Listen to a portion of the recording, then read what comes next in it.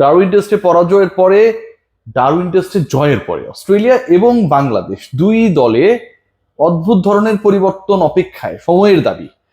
একটু আপনাদের ক্লিয়ার করে রাখি, মোটামুটি দুই দলে সেকেন্ড টেস্টে, এবং যেই টেস্টে বাংলাদেশ যদি অস্ট্রেলিয়াকে হারিয়ে দেয়, যারা 9 উইকেটের ব্যবধানে টানা 11 সেশন দাপট দেখিয়ে অস্ট্রেলিয়ার বিপক্ষে ডারউইনে জয় পেয়েছে, সেই দলটা পরের টেস্টে খুব খারাপ করবে সেরকম এক্সপেকটেশন যারা করে, আমার কাছে মনে হয় যে তারা বোকার রাজ্যে বসবাস করে। তো ওই পার্টিকুলার টেস্ট যেটা 22 তারিখ থেকে শুরু হচ্ছে, এখানটার সবচেয়ে ইম্পর্টেন্ট পার্ট যেটা, যে আগের টেস্ট স্পিনাররা কিছুটা হলেও সহযোগিতা পেয়েছিল। ডারউইন টেস্টে পেস ডিপার্টমেন্ট ইনিশিয়ালি অনেক বেশি ফায়ারি ছিল দুই দলের, কিন্তু পরবর্তী সময়ে ব্যবধান করে দেওয়ার ক্ষেত্রে দুই দলের ক্ষেত্রেই আসলে একটা বড় ব্যবধান করে দিয়েছিল স্পিন ডিপার্টমেন্ট, এবং সেখানটা মেহেদী হাসান মিরাজ তিনি 5 মেরে প্রুভ করে দিয়েছেন ডারউইনের উইকেট বাংলাদেশি স্পিনারদের জন্য সহায়ক ভূমিকা পালন করেছে।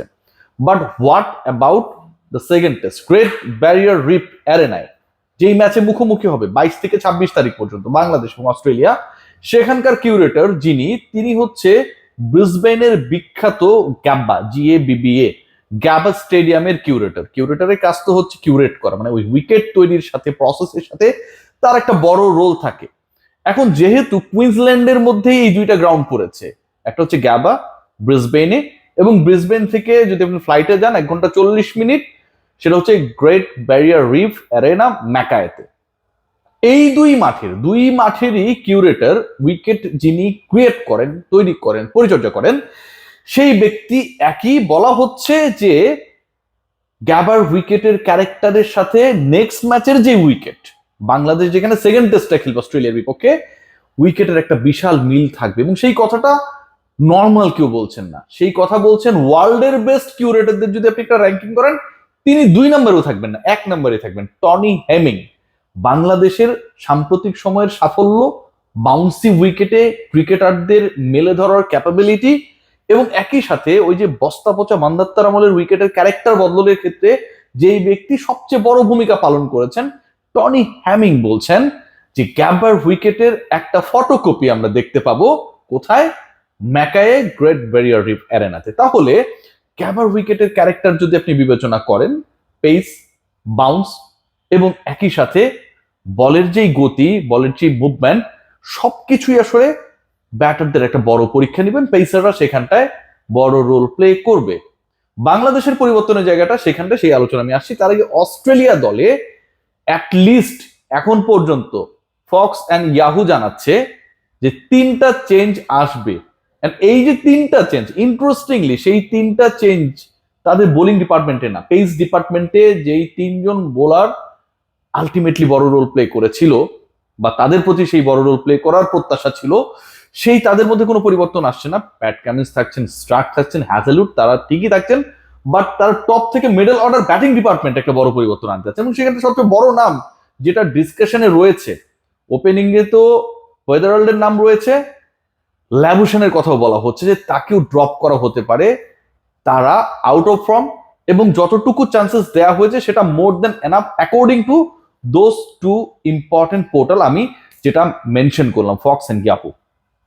দলে ঢুকছে কে, অস্ট্রেলিয়ার দলে ঢুকছে কে, আরেকটা পরিবর্তন কোথায়, টপে 2টা পরিবর্তনের আলোচনা রয়েছে, ওপেনিং অ্যান্ড নাম্বার 3-তে, এবং পরবর্তী সময়ে ওয়েবস্টারকে যে ধরনের প্রত্যাশা নিয়ে আসলে খেলানো হয়েছিল সেই প্রত্যাশা তিনি পূরণ করতে পারেনি, সেই জায়গাটাও একটা পরিবর্তন আসছে বলে এখন পর্যন্ত আমরা জানতে পারছি। বাংলাদেশের পরিবর্তন সম্ভাব্য, একটা পরিবর্তন সম্ভাব্য, আনচেঞ্জ স্কোয়াড দেখার সম্ভাবনা খুবই কম। অস্ট্রেলিয়ার ওই যে আমি বললাম যে আসলে ওয়েবস্টারের যে পজিশনটা, সেখানটা এখন পর্যন্ত কুপার কনলিকে খেলানোর একটা পরিকল্পনা, বা পরের টেস্টে he will be given a chance, সেরকমটা মনে হচ্ছে ভাবে চক করে। আর ওপেনিং এর যে জায়গাটা, ওপেনিং এর জায়গা নিয়ে আসলে খুব ইন্টারেস্টিং ডিসকাশন রয়েছে, এবং সেখানটায় আসলে যাকে খেলানোর পরিকল্পনা রয়েছেন তিনি হচ্ছে ক্যাম্বেল কেল অ্যাওয়ে। 23 বছর বয়সী এই ব্যাটারকে ওপেনিং এ খেলানোর পরিকল্পনা রয়েছে। ল্যাবুশনের জায়গাটা নিতে পারেন ম্যাট রেইনশো। বাংলাদেশের পরিবর্তনের জায়গাটা কোথায়, বাংলাদেশের সবচেয়ে বড় অস্বস্তির জায়গাটা হচ্ছে যে উইকেটের ক্যারেক্টারটা বদলে যাবে। যেখানটায় বাংলাদেশের ব্যাটিং ডিপার্টমেন্টে যারা ছিলেন তারা তুলনামূলকভাবে ভালোভাবে নাথান লায়নদেরকে হ্যান্ডেল করেছিলেন, কারণ ওই এক্সপিরিয়েন্সটা ছিল। স্পিন সহায়ক উইকেটে বাংলাদেশের ক্যাপাবিলিটির জায়গাটা প্রুভেন। আবার একই সাথে বাংলাদেশ যেহেতু তাদের দুজন স্পিনার ছিল, চ্যাম্পিয়ন স্পিনার মেহেদী হাসান মিরাজ, তাইজুল ইসলাম, তারাও আসলে অস্ট্রেলীয় ব্যাটিং ডিপার্টমেন্টের উপরে ওই ছড়িটা ঘোরাতে পেরেছিল অ্যাটলিস্ট তাদের সেকেন্ড ইনিংসে।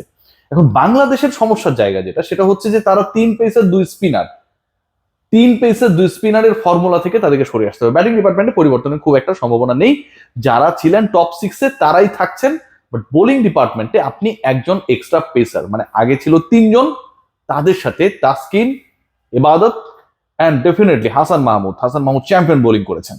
এই 3 জনের সাথে বাংলাদেশ কি আরেকজনকে অ্যাড করবে কিনা, আরেকজনকে অ্যাড করার ডিমান্ড ক্রিয়েট হচ্ছে কিনা? যদি গ্রেট ব্যারিয়ার রিফ অ্যারেনার উইকেট ফটোকপি অফ গ্যাবা হয়, ওটার ক্লোন উইকেট হয় ওখানটায়, তার মানে পেসাররা সেখান থেকে অ্যাডভান্টেজ পাবে। এরকম উইকেটে আলটিমেটলি আপনি কি ওই 3 জন পেসারের উপর ডিপেন্ড করবেন কিনা, নাকি আপনি আরো একজনকে খেলাবেন?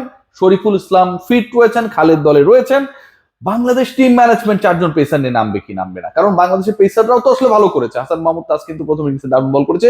ইনফ্যাক্ট অস্ট্রেলিয়া 10 উইকেটে 10টাই কিন্তু ইবাদত হাসান এন্ড তাসকিন নিয়েছিল। বাংলাদেশ থিঙ্ক ট্যাঙ্ক আমার কাছে মনে হয় যে 4 জন পেসারের তত্ত্বে যাবে, তারা অল আউট ক্রিকেট খেলবে। আগের ম্যাচে যতটা কিছুটা হলেও প্রমাণ করার ব্যাপার ছিল, সম্মান আদায়ের ব্যাপার ছিল, 23 বছর পরে অস্ট্রেলিয়ায় গিয়ে তারা আমন্ত্রিত হয়েছে টেস্ট খেলার জন্য। সো ওইটা যে আসলে justified, valid, Bangladesh is a good team to be invited, এই ব্যাপারটা প্রমাণের একটা জায়গা ছিল।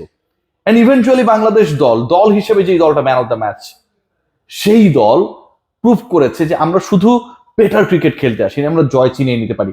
এখন ওই প্রেশারটা যখন নেমে গেছে, পরের টেস্টে কিন্তু বাংলাদেশ অল আউট যাবে, অ্যাগ্রেসিভলি যাবে।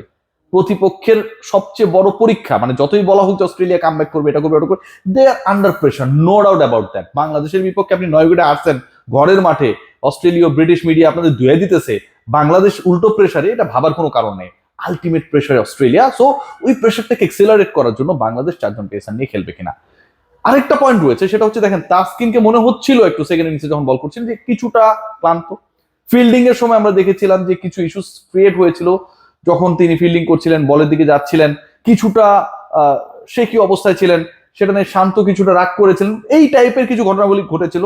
সো পেসাররা টানা বল করতে করতে একটা টেস্ট জিতিয়েছে, সেখানটায় হাসান মাহমুদ, তাসকিন, ইবাদত, তাদের সাথে আরেকজন যদি অ্যাড হয়, লোডটা কম পড়বে ডিউরিং দ্য সেকেন্ড টেস্ট।